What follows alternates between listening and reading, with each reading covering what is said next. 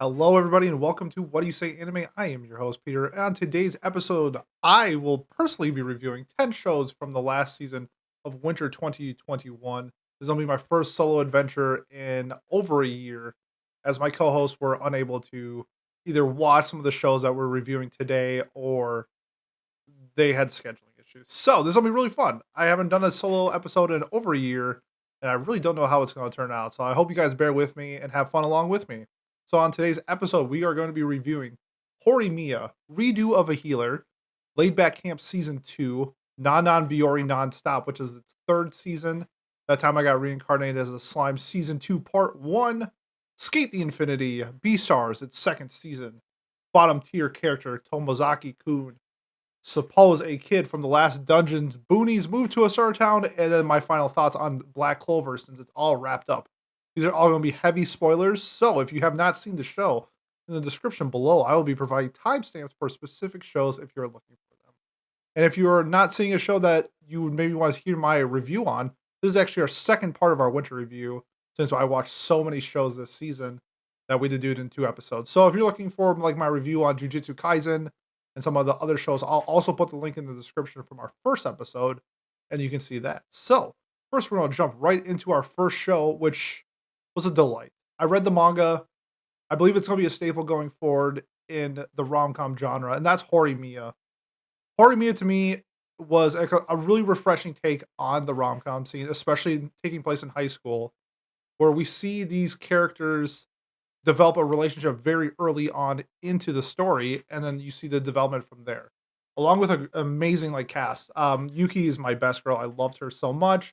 Um, some of the things with like Toru and her were a refreshing take on just the relationship, or other than just the relationship of Hori and Miyamura, which was also fantastic.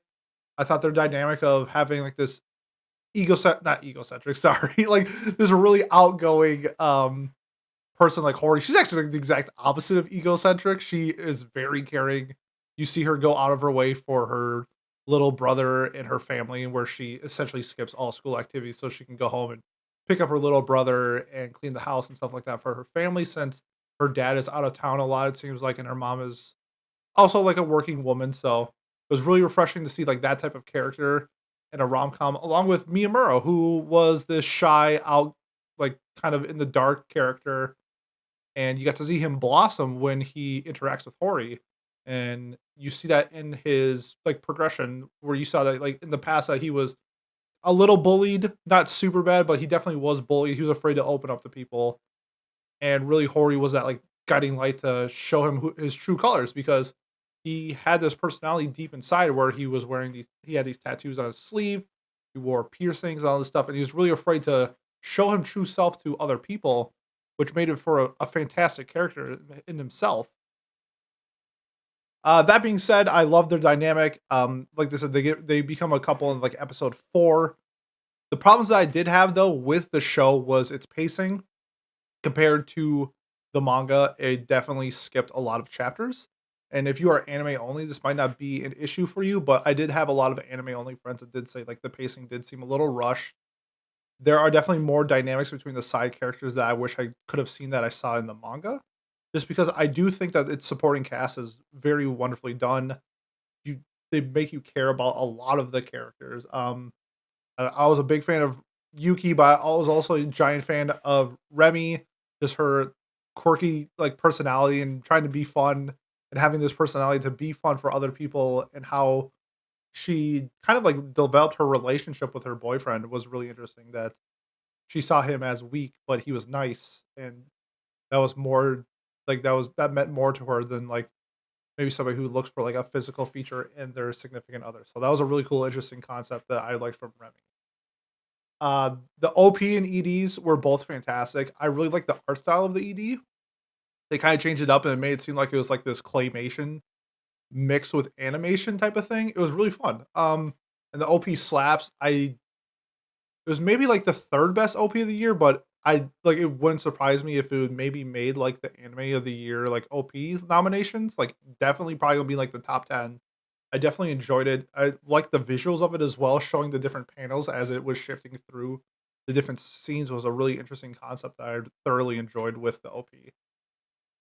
Whew, rambling a lot on Horimiya. I just think that this is going to be a staple going forward when people recommend rom-coms to people. There was just very like the things that were bad about the show were like really minor to me. I thought the pacing was fast, but I do think how they concluded everything was pretty well wrapped up together. I mean, it wasn't like the best ending of all time, but I felt like that they did a really good job at giving us an anime like ending. Like we're not getting a second season. Like we might get like an OVA because there were so many different like side stories that they weren't touched on that I think they could do like a 2 to 3 episode OVA like they do with like the DVD and Blu-ray bundles. It'd be really interesting to see. That being said, I'm gonna give it like my final thoughts. Loved Horimiya. I thought the anime was on par with the manga. I gave the manga a 9, and I'm also giving the anime a 9. I thought it was just really well done, really well constructed for a 13 episodic show. Knowing that we're not getting any more, I thought it would wrapped up very well. And I'm just looking forward to seeing like how people receive this because it it does have a pretty high rating on Mal. It's an 8.31, which is pretty high for rom-coms in general. So that's pretty close to like Toradora when you put it in terms of like if it's on like a pedestal, like where would it stand? Like Toradora is like an 8.35, so really close to like the Toradora levels of terms of high school rom-coms. And I think Horimiya is one of the better rom-coms maybe of all time. I know we got spoiled last year because we had My Teen Romantic Comedy Snafu season 3, which is definitely more drama than comedy, but definitely has its comedy elements. Along with like Tonikawa we had last year. We had um Kaguya-sama Love is War. So like we did have like these pretty powerhouse rom-coms from last year. But I think Horimiya is almost there. I think it's a great like runner up to these like monsters of the rom-com genre. And I love Horimiya. I'm giving it a 9. Next up, ooh, this was the most controversial anime of winter 2021. Probably going to be the most controversial anime in 2021 period. That's Redo of a Healer. And I watched all of it. I'm not gonna like front and say I dropped it after some bullshit. After watching like episode 1 and 2 and got the shock value, I realized what the show was going to be, and I just wanted to see like how the ending effects was going to be. So that being said, this show is a straight up hentai. Like anyone who says otherwise is just fooling you, especially if you watch the uncensored. It's essentially just like a low budget, low quality hentai. It's the same thing like if you're just someone my age and you remember the old Cinemax HBO days where they had like these like softcore uncensored, I should say uncensored, but like the softcore porn on like HBO. You know what I'm talking about. This is kind of like that version for hentai, whereas like it was bad, but I think for a lot of people that they resonated for some reason with this style of like hentai, and it was really interesting to see like the viewership numbers that it was more prominent in females than males. So not all like anime viewers. I feel like when you think of who enjoys this show, it's that greasy anime guy that wears like the fedora, like hey, how you doing, ma'am? Whatever, you know what I'm talking about. It was just really interesting to see that this was in Japan that the female demographic actually outweighed the male demographic. So really interesting. So for me, overall for the show, I thought once you got through the shock factor of like episode 1 and 2, everything else was kind of just like nullified. Like it was like, oh, it's just like another revenge rape scene. Like who would have thunk that it was going to happen in this show? Since I'm talking about myself, I had to bring a beer with me. But yeah, this show was like really fucking bad. Like the OP was really bad. I liked one of the girls. I liked Krylet, it says their name on Mal. She was like the knight of the city that gets brainwashed, kind of like yeah, brainwash. I can say I'll get brainwashed, but like I kind of enjoyed her character, but like other than that, I really didn't enjoy anybody. I thought this show was pretty horseshit to be honest. Um, like the concept of you having the ability to go back in time and redo all the wrongs that were done to you only for you to go through it all again and kind of like redo the story where you could have made like a better choice and decided that you were just going to be a fucking massive incel instead and just like mind control girls so you can have sex with them. And it was just like I feel like this is like that incel 14-year-old fantasies dream where like you never got like a girl or anything like that. Like I'm gonna get back, I'm gonna give him back. And to me, I thought it was just pretty hot garbage to be honest. I hated the main character. Really didn't like the supporting cast. Even like the villains of the show, like they're all like overly excessive evil, where it made it seem like I feel like they tried to make it seem like the main character wasn't a bad guy by like elevating by how bad the other bad people were, but in essence, everybody is just garbage. Like you could be the best of the worst people and you're still the worst person type of thing. And I feel like that's what they kind of try to do to like offset the negativity of the main character, but in essence, he's just a dog shit character. Along with most of the other characters, the elf was weird. Like the little girl, black elf, Eve. She was like a really strange character to throw in. Like her entire character of the show was to masturbate while they were having sex. It was it was just really weird. I'm giving the show a 2. The only reason why I'm not giving it a 1 is because I only have one show at a 1, and that's like the worst anime of all time for me. So this was not technically the worst anime I've ever seen, but it's probably like top 5 worst animes I've ever seen. It was pretty hot garbage. So yeah, Redo of a Healer season 1. I hope it doesn't get a second season. I'm giving it a 2. I hope nobody ever recommends it to anybody other than like a jokey meme. Maybe this can be the new Boku no Pico meme or whatever. Like, yeah, watch Redo of a Healer if it's your first anime type of thing. But yeah, pretty hot garbage. That being said, giving it a 2.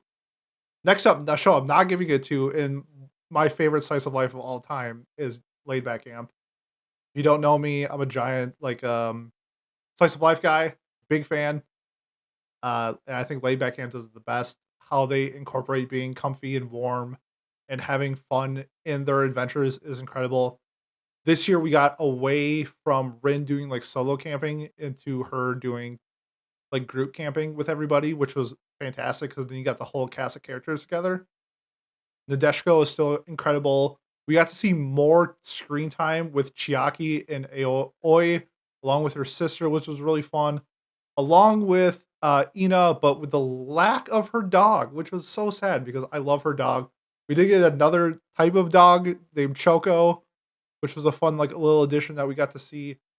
But if you're a fan of slice of life, I mean, if you haven't watched Laid Back Camp, I don't know what you're doing because it's one of the best ever made.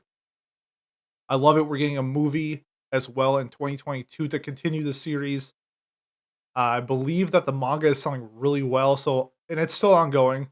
So it wouldn't surprise me if maybe in like 2 or 3 years that we get a third season, especially depending on how well the movie does, which I'm going to assume is going to do insanely well in Japan. I don't know how it's going to be doing like overseas, like in the West, because the show does have a good following, but it's not like the biggest compared to other shows. Where I don't think it's going to do like Violet Evergarden numbers at like a theater if we do get the movie in theater. It'll be really interesting to see if we get like a limited release. I'm really hoping because I will travel to see this movie. I love Laid Back Camp that much. The OP is, I mean, if you saw season 1 Shiny Days, which was it's one of my favorite OPs ever made.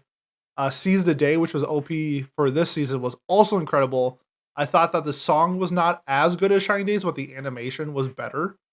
And it kind of just like like depending on how you value OPs, I thought it was a wonderful OP. It set the tone for the show, and it kind of set the tone for what they were trying to do. Is seize the day, where they go on these geocaching trips, and they're trying to hit like 14 locations in a day. Like they're trying to seize the day in these moments that they have together. Like let's see everything while we're here. And I really enjoyed that moment in the show, along with the OP. The character designs are incredible, along with not just the character design, but like their wardrobe animation. It's really refreshing to see shows take the time to create these characters with, like they're not in their school uniform every day, where you don't have to be unique in drawing these characters because you just draw them in their school uniform.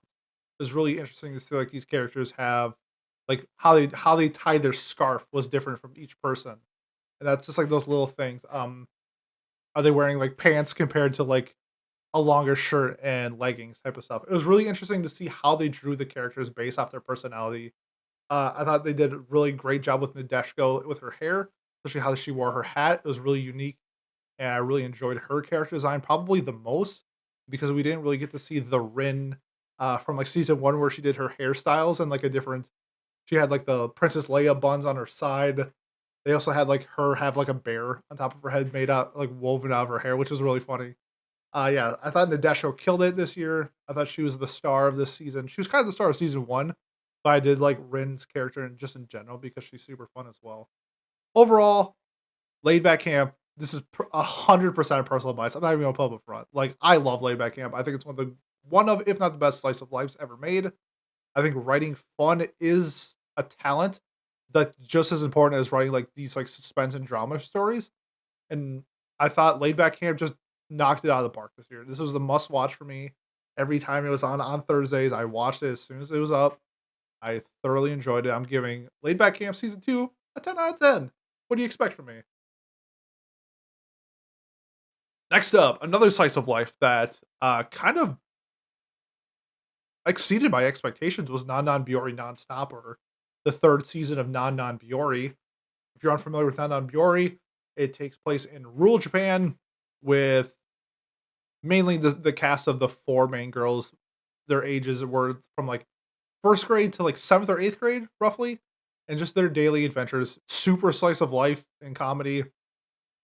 But what this season did better than I thought they did better than the other seasons was really focus on one character, and that was Renge, who is the first grader. And I think that was the absolute correct choice because she's probably my front runner for best girl of the year right now. She was definitely my girl of the year for this season. She killed it.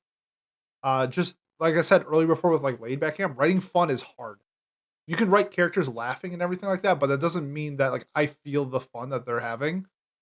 When you have like these characters feel like they have genuine conversations and interactions and just the situations that happen during their life in rural Japan, it felt really unique, really refreshing, and I felt how they were kind of feeling in their situations, and that was a really unique take, I thought, on the genre because there's not many slice of lives that are like Non Biyori.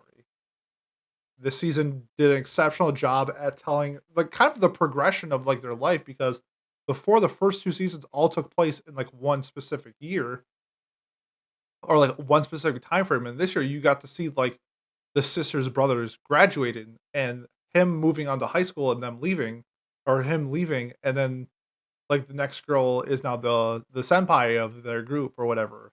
But it's really interesting to see it their dynamic. We do get to see more from like the candy store lady and Renge's sister, which was really unique. I really enjoyed both of their characters and just them being like growner, like more adults, not moving into the city, staying in rural Japan after you graduate, like by choice. And it was interesting to see like their dynamic. Like you got to see one episode where they got super drunk together and kind of just like chill and relax, which was kind of a really interesting take because you didn't see that in the first two seasons. Also compared to the movie Vacation, which is also highly recommended if you haven't seen it. Once again, this is for my slice of life peeps. You are a fan of slice of life, so if you're a fan of comedy, if you're a fan of like this style of genre, which is hilarious to me that it's labeled as a signing, and the oldest character in the main group is like 13. But other than that, I mean, just their interactions are so much fun. A lot of times it reminded me of when I was a kid playing with my friends. So it's kind of like a nostalgia hit. Season 3 to me, I thought did better job than the movie and the first 2 seasons just due to the fact that they focused on the best character, like to focus on like so like the story took place with like all of them, but kind of through Renge, which I thought was a great idea. The It was definitely more polished than the first 2 seasons, I thought, as well, and it did a really good job at just portraying what they wanted to do in Rural Japan. I'd kill for a 4th season. I don't think we're doing it because, like, the manga is ending, like, now. It's, like, ending very, very, very soon, so I don't know if they're going to finish it, which would be really nice if they did. I think this is way more popular in Japan than it is in the West. But if you're a fan of Down on Biori, 3rd season knocked it out of the park. I loved it. I'm giving it a 9, and, just what a great season for, like, slice of life in general. Next up, we got the 2nd season with the first part of That Time I Got Reincarnated as a Slime. If you don't know, like, my take on Slime, I thought the 1st season was actually kinda boring. It did get better as it progressed. I enjoyed, like, the world building aspects of Slime. But to me, just, like, how overpowered the slime was kind of took away from any real threat to me, and I thought that season 2 did, like, they took what I didn't like about season 1 and, like, made me change my mind because we got introduced to real threats, and it's like, how do you take out the most powerful person? You take out the people that he cares about, and you see that when they attack, like, the village and kill a ton of people, and they kill Shion, and the whole goal of him is to become a demon lord so he can resurrect his village, and Shion is, like, this small percent chance of him actually succeeding, but the fact that he went demon mode and just like, "I'm gonna kill, like, 10,000 of you just so I have the chance of, like, reincarnating my friends," I thought was fantastic. I honestly wish they just stayed dead. I think that would've been a great driving force for Rimuru's character if he went through all of this and he could not resurrect Shion, and he just has, like, this, like, darker side to him where, yes, he is willing like, he's a good dude for his village, like, he loves them, he protects them, he'll do anything for them, and you saw that when he when he not even essentially, I mean, he, like, massacred, like, an entire troop. I think the total count was, like, 6,000, something like that in that one spell. Let me take a sip real quick. It was, like, 6,000 people that he killed, and becoming the demon lord was really cool. You definitely see, like, the tension building up between the demon lords as well, which was, I'm assuming, what the second part of season 2 is going to be. We got a 3-month break, so we'll be getting the second part in July. I think that's right. Maybe, like, end of June or July, something like that. So, because right now we have the Slime Diaries, which is like that slice of life version of it, which is I'm not bother watching it just because I was so heavily invested in this style of slime. I didn't want to move away from demon mode Rimuru into slice of life Rimuru, so I'm not going to be watching Slime Diaries. But that being said, I was a huge fan of this season. I thought they did a really good job of escalating like the threats. And my only real problem with it is the threat was kind of really easily beaten by like one move. The end result was great. It was, I guess, like, how they got there to me wasn't the best. I wish that people just stayed dead. It's one thing why I hate shonen, where if somebody dies, it's like, are they actually dead? Because like 90% of the time, they're probably not dead. And this happened again, but like the price they had to pay was like much higher, so I'll give it credit for that. But I'll be honest, I am looking forward to the second part more than normal. Just how they set it, everything up. I'm giving this an 8. That was really well done. Um, yeah, I already said like my things, but like, yeah, Slime's really good. It's a really good isekai, and I definitely would recommend it to a lot of people. And going forward, I think it's only going to get better with time, and I think with the story is only going to get better. So 8 for me for Slime. Next up, ooh, yes, this one I had problems with this. So Skate the Infinity. Skate to Infinity from I had a lot of like I thought this was going to be a contender for like anime of the season just because the concept was so unique. Downhill skateboarding I don't think has been done. Like the closest thing was probably Air Year, and it was done by Bones. So Bones is one of the best studios in anime to date. Like they are absolutely incredible. They just produce absolute bangers all the time. Even for someone like me who's not the biggest My Hero Academia fan, I will definitely give its credit that its animation team is fantastic. Like they do a great job, Full Metal Alchemist and all these other stories that they've done in the past. And Skate, to me, I thought was going to be something similar. You had this great concept where you could do these extreme like skateboarding tricks done by the one of the best, if not the best, animation studios in the game. And it kind of started out like that. It started out as this really fun, like bromance style show where these characters developed a relationship through skateboarding, and I can definitely relate through not skateboarding itself, but like some of my best friends I met through playing sports. So I definitely get like this style of relationship where you come into a scenario, you guys bond over something and become best friends, and that's what happened with Reki and Longa. I combined the two. Ranga, if you're shipping them, I guess.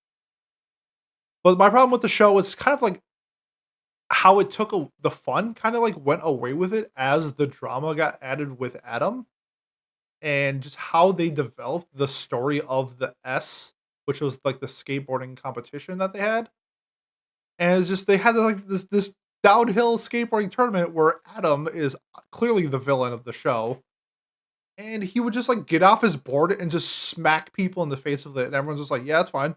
Like nobody else other than Shadow cheats, which is crazy because it's like cheating is definitely allowed in this competition, and only Shadow and Adam cheat, which I thought was like a little silly. Um, and just like how Adam's character progressed from like this, like sinister villain where he's obviously like super rich. He does this because he wants to be the best, and to like this Hisoka pedophile guy on a skateboard, where like his entire passion for skateboarding towards the end was just so he could fuck Longa, which was really weird. Like I didn't think it was necessary, and I did think it actually hindered the story. I didn't really like see the point. Like, why not focus on what made the show so fun in the beginning, which was just skateboarding? They, I don't know. It was just really weird that they could have taken this. I think the show just should have just stayed fun. Like, yeah, you could have like a villain. Like, if you've ever seen the movie Brink, which is about rollerblading, is like a Disney Channel movie from the '90s. I feel like you could have had like a villain like that, where like he's just like a douchebag, and it works perfect for the story. Where like the main emphasis was rollerblading, and they were having fun rollerblading. And I felt like that's kind of the route I wanted Skate to take, where it got way too drama heavy for like no apparent reason. I don't like the fallout between Ranga, I did it again, Reki and Longa made sense, but like I don't really understand like just like it was just like too much of like their like he like Reki was like super jealous that Longa got way better than him super fast, and Reki had a hard time dealing with that. And like the whole time the story was like their communication together and how they became best friends, and then just like they just threw it out of the window kind of to just develop the drama that felt super unnecessary, because I think it lasted like 2 episodes where they didn't talk, or to me I felt like it could have been like 12 minutes, like half an episode of drama between the two would have been perfectly fine. I feel like they kind of like stretched it out where like they needed to make it 12 episodes, and they kind of just like filled in the gaps. I mean, we even got like a recap episode, which was weird, but like it's a little. I think it's a little different because I didn't hear anything about the director.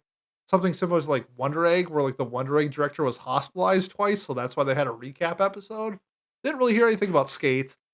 Um, that being said, yes, Skate. My biggest issue was that it lost its fun towards the end.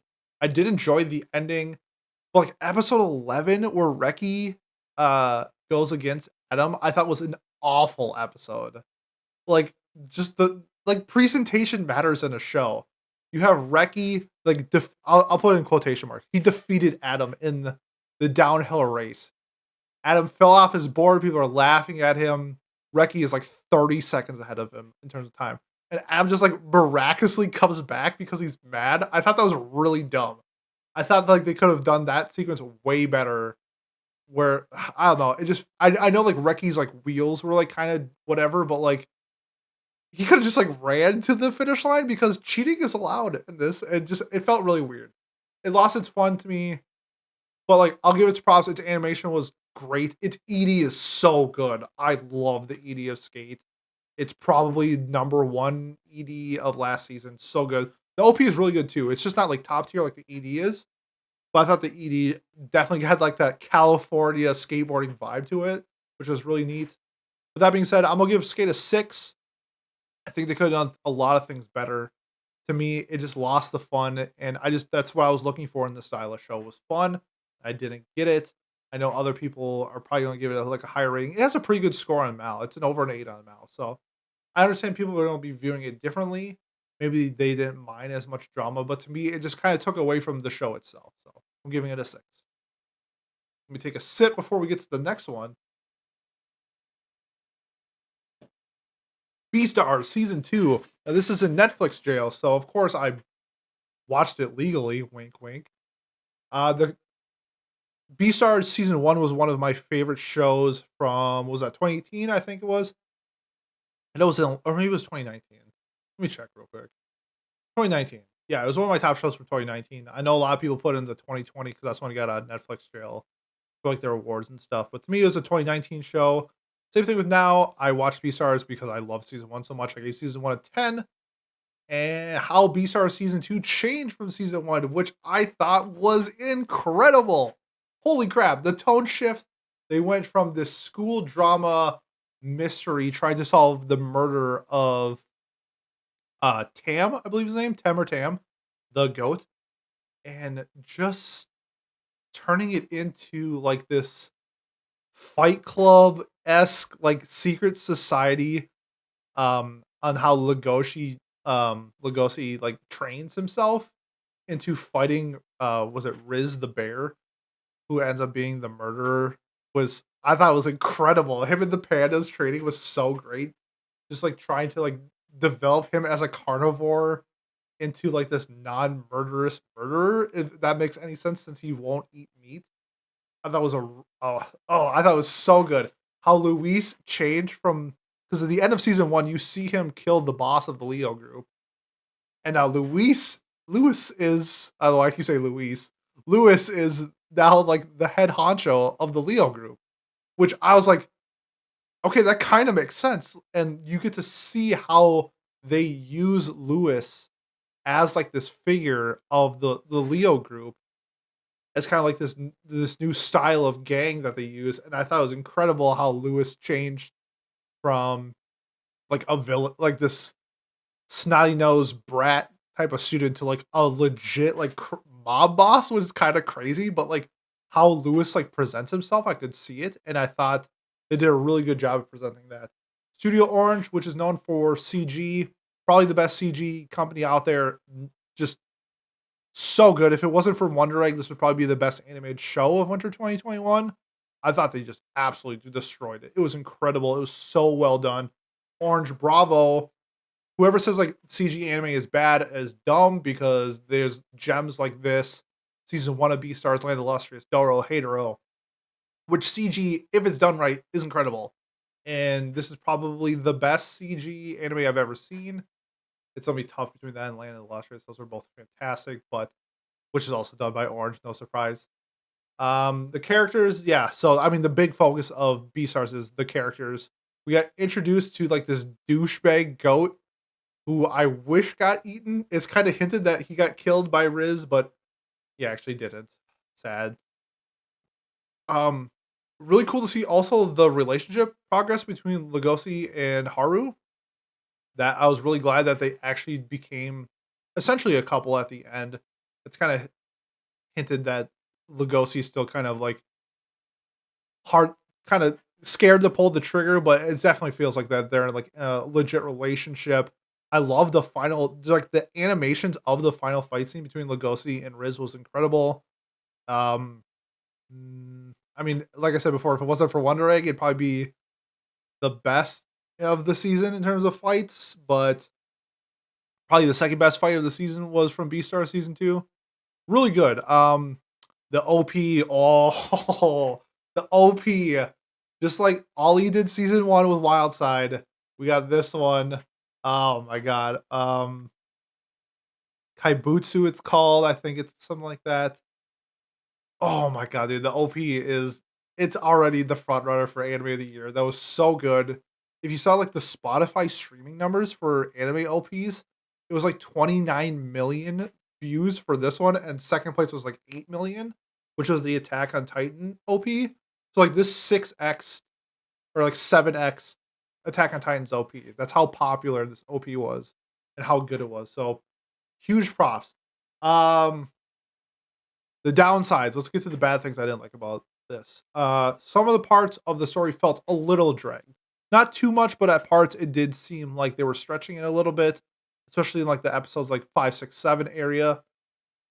The ending I thought was pretty good. I feel like they definitely set up where we're not going to get a third season, even though from based off what I saw, there are still stuff from the manga that needs to get, that could get adapted. But I have a feeling that this is the end. It kind of felt like an anime only ending, where like we got the conclusion to like the biggest part of the story. Um, the relationship stuff was pretty much answered. We found out who the murderer was. He gets arrested, stuff like that. Um, it was pretty close to a 10. I almost gave it a 10. It just, something was missing. I'm not entirely sure what was missing, but there's something just that was something that wasn't there from like the first season. But it was still an incredible show. I'm giving it a 9. I was a big fan of Beastars season 2, and hopefully more people check it out once it gets released on Netflix. I believe it's July it gets released on Netflix. So 9 for Beastars season 2. Next up, Oh man, this show I thought was gonna be hot, hot, hot, hot garbage. As a bottom tier character, Tomozaki-kun. I thought this was gonna be Gamers Part 2. I thought this was gonna be like a really terrible take on like gamers and relationships and like kind of being like this loner character, putting video games first type of thing. Because let's be honest, I've been there. I feel like a lot of people have also been there. But threw me for a loop. This show was great. I enjoyed almost all of the cast of characters, even if Bakugo's voice actor was playing a douchebag, since that's pretty much his range of character. But I thought they did a really good job at like telling a really fun story of a kind of a loner kid and his ability, his wanting to be like a better person, not just like getting forced into like trying to be like a normie. I'll put it in that way in terms of like these gaming terms that they use. I really enjoyed like how so the relationship between Tomozaki and Hinami, where she kind of sets it up where like he goes on quests to like level up his character in real life, and from there he kind of like understands more social gather like outings and relationships and conversations and stuff like that. And I think I definitely know that from experience. Just like I'm a pretty extroverted person, but a lot of like say my anime friends are pretty introverted. So I've definitely seen, I'll say it might sound bad, but hopefully you understand what I'm saying. Like a Tomozaki character in like real life, where my introverted friends want to, they want to go out to the bar. They want to learn how to, like have like normal conversations, because let's be honest, I think a lot of times right now is spent on like Discord or some form of messenger and stuff like that. Where like real life interactions, especially with the pandemic, that doesn't help either. I feel like how you converse with people is like a talent, and Tomozaki didn't have it, and Hinami tried to like teach her or teach him how to like handle these situations and like, hey, like tease. I think it was towards like the end. It was like when you became better friends with somebody, now tease them. And like if you just meet somebody for like the first time, like you really don't like tease them. They might get like the wrong thing, but like if you've been hanging out with like your a new friend for like let's say 6 months, you might be like teasing them and stuff like that. And then you see that where they're at the hot springs and Tomozaki like mentions how small someone's penis is. And you find out that how big like Tomozaki is got he's well packaged, we'll put it that way. And I thought that was like really funny. Like you just give your friend shit. Like deep down inside, like yeah, you're fucking with them, but like you're having a good time. Like it's not out of malice. And you see like that progression through Tomozaki from the first episode towards the last. I would kill for a second season. I thought this like I legit I think a big thing about this show was I thought the show was gonna be like a 4. I thought it was gonna be hot garbage. I thought that it was just like a copy paste of gamers or something similar where they really don't understand like a specific type of culture, and they just make it like what like the cheesy like the loser gets the hot girl. Guess what? Tomozaki doesn't end up with like the main character. He's like he goes on dates with like the shy library girl. Thought that was a super refreshing take on this style of genre. Will those two probably end up in the end? Probably not, but it's just a really fun ride to see. They like developed their relationships through TAC which is like a Super Smash style like fighting game, which I thought was very relatable to a lot of people. Not my style of game, but I think a lot of people could resonate towards, like I don't know how like what the male to female ratio of Smash players is, but I feel like a lot of people can like resemble like, I don't know if you've ever gone to like a tournament and there's like a girl there, you're like, I'm so used to practicing with guys all the time. This is a shock, which is great. I mean, like more girls getting into it is fantastic. I love it. But I remember like I was a big Magic the Gathering player, and um I'll be like blunt, like at my local game store, if there was 40 people for Friday Night Magic, 39 were probably dudes.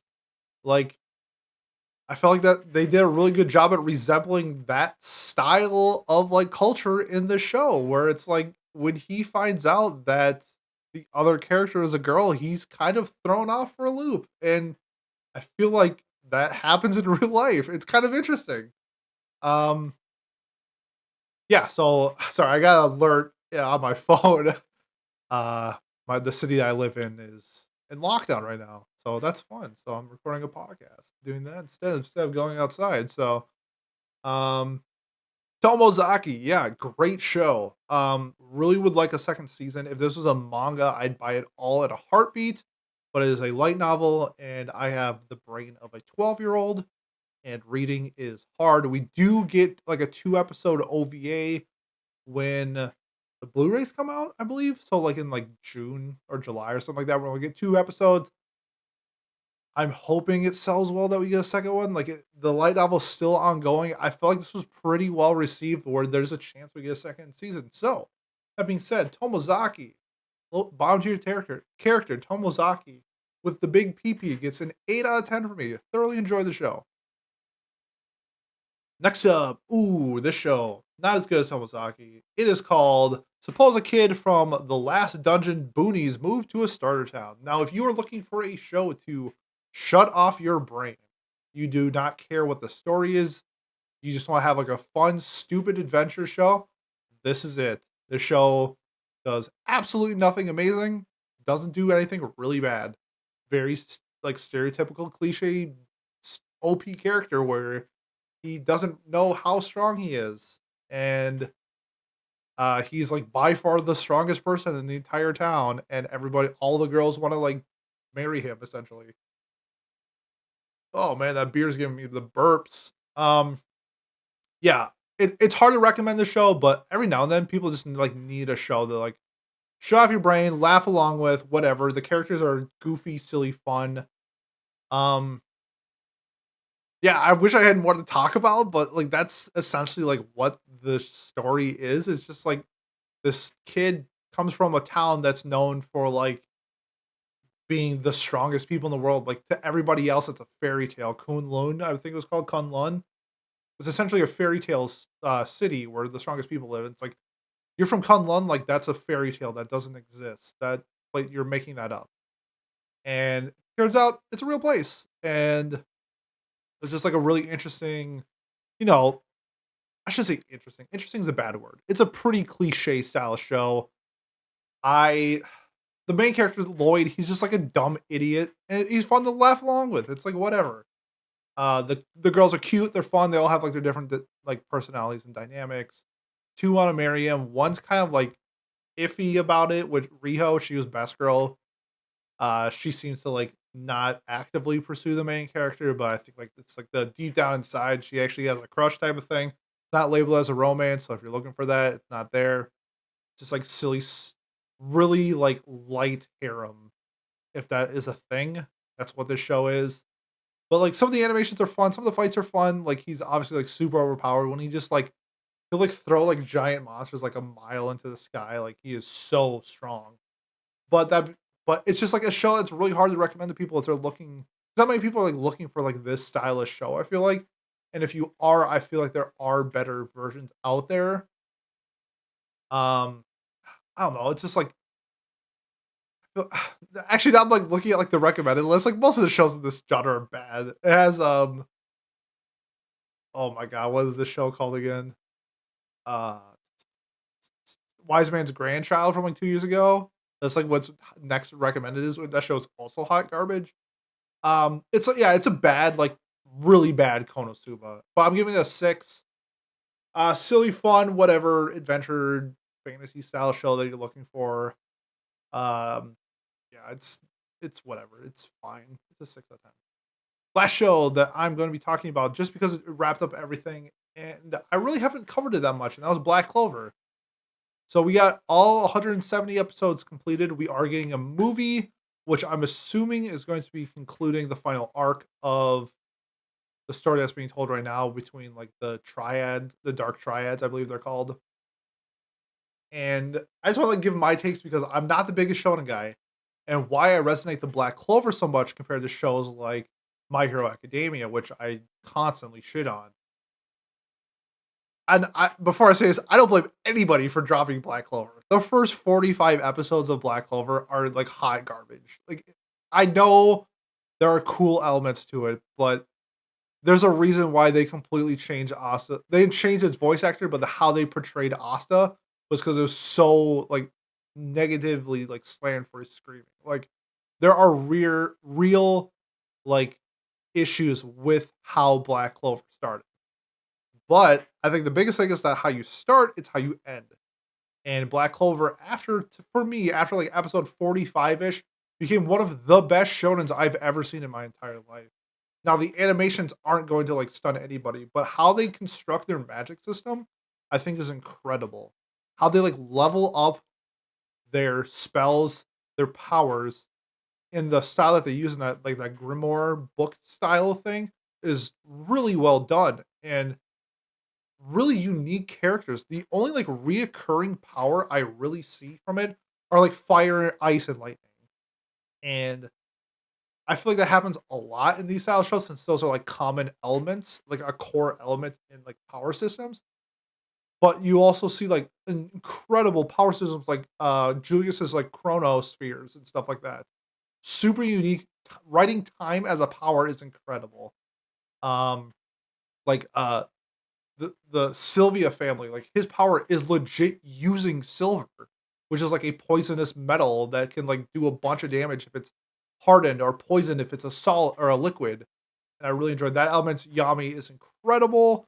Everybody knows like Yami is the absolute man. His voice actor killed it. His character is incredible as well. He's a great comedic, like he does like the comedic elements top tier, along with adding that like sensei teacher role where he needs to be serious, he can be. And I really enjoyed that aspect of Yami as well. A lot of the Black Bulls are great. Noelle grew on me like significantly. I was not a big Noelle fan, and as progressed, Noelle is my favorite girl character in Black Clover. Probably, I should say that Marilona still exists. She just hasn't been in the show for that like recently.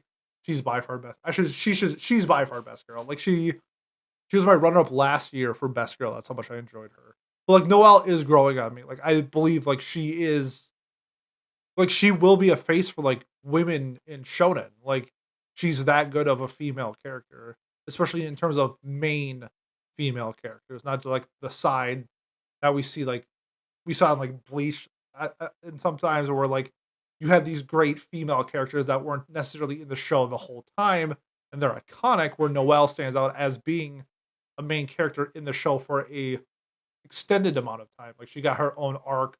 You get to see like the backstory of her family and stuff like that, which was really great. Asa grew on me. Hated him in the beginning. Really hated him. I if I wasn't watching the show with my friend, I would have dropped it after like episode 7. And he really grew on me compared to like I know this will sound really old, like a broken record, but he gets compared to Asa or not Asa. He gets compared to Deku a lot, so I'm gonna continue that because I feel like that resonates a lot with a lot of people. He just works harder for his goal, and I like that more than like how Deku like obviously does work hard for his goal. Don't get me wrong, but like I feel like Asa's like motivations and his determination and everything like that, and like where his heart is set, if that makes sense, is a really great way of writing this, like 17, 18-year-old male main character. And I really enjoy that, especially with his struggles of not having magic powers, was really well done. And I just think overall Black Clover deserves the hate it gets, but it also deserves like the love it gets. It's not like Hunter x Hunter for me, where like Hunter x Hunter is my favorite shonen of all time, like this style of shonen. But I think it's up there. I think it's really good. I'm looking forward to more. I think it's only getting better as the story progresses, and we'll see where it goes. I'm assuming, and a lot of other people are assuming as well, that we're getting the movie, then Studio Pierrot is doing Bleach, and then once Bleach is done, Black Clover will probably pick up because the anime was really close with the manga, like single digit chapters close to content. So this allows Black Clover to catch up, or the manga to catch up on getting more chapters out, so the anime doesn't have to feel rushed. We don't have to get fillers because one thing Black Clover does incredibly well is the lack of fillers in shonen. It's so good. I don't know what the total was, but less than 10% was filler. Like I feel like it was like 10 episodes ish of filler, and they did it at really good times. They did it when major arcs were concluded, and you didn't need to rush into the next arc immediately. And that's where filler is like supposed to be. Like they had like the festival episodes. I think it was like 3 or 4 episodes after they went to that Atlantis city towards like episode 50.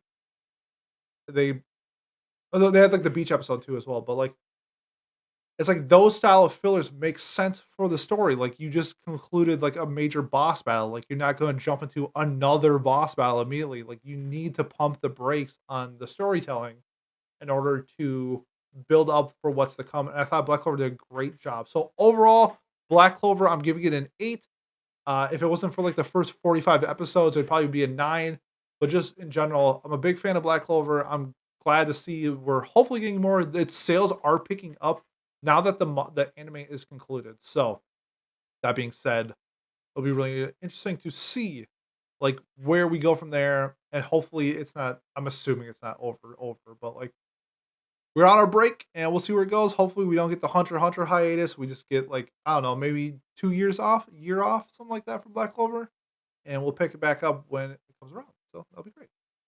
So that being said, we have wrapped up our winter review. I know I did this by myself, probably talked a lot. You probably zoned me out, but you know what? If you made it this far, thank you so much. If you are listening on YouTube, if you would consider liking and subscribing to the channel, it helps me out. It helps the channel out. It helps grow our brand. We are a very welcoming community, mostly towards, I'd say our demographic is like 21 plus. So if you are, but all ages are welcome in like our Discord and interacting with us. We're a very active Discord. Links in our link tree below. Join. We talk anime, manga, TV shows. We were talking Invincible the other day. So if you're watching on Amazon Prime, we were talking about that. We talk about sports. We got a whole bunch of things going on. Yeah, that being said, like if you have a Twitter, if you could follow us on Twitter, it's what do you say, Annie? That's what you say, ANI on Twitter. That's the best way to keep up with like daily information on the podcast. I usually tweet every day. It's about random anime stuff or manga stuff that I'm either like reading or watching, telling you to like watch or whatever. So, yeah, all that is in our link tree. If you like our content, like I said before, consider subscribing and liking that type of stuff. It helps us beat like an algorithm that that YouTube and whatever Spotify, Apple, iTunes use for their products. So that would help us out. In a week, we will be doing our Watch Club episode of Yuri on Ice. If you are interested, it's like a book club, but for anime called Watch Club. You can join our Discord and discuss it with us. So Yuri on Ice. And you can also vote on the shows that we nominate that you want us to watch. So if you're interested in us watching a specific show, use our anime club channel in our Discord and you'll let us know. Other than that, in 2 weeks, we'll be doing our Demon Slayer movie review. So we'll be, me and Pat and maybe Tyler from Discord will be going out to the theaters to watch the Mugen Train, our second movie review since the pandemic. We did the Violet Evergarden movie 2 weeks ago. But other than that, thank you so much for listening.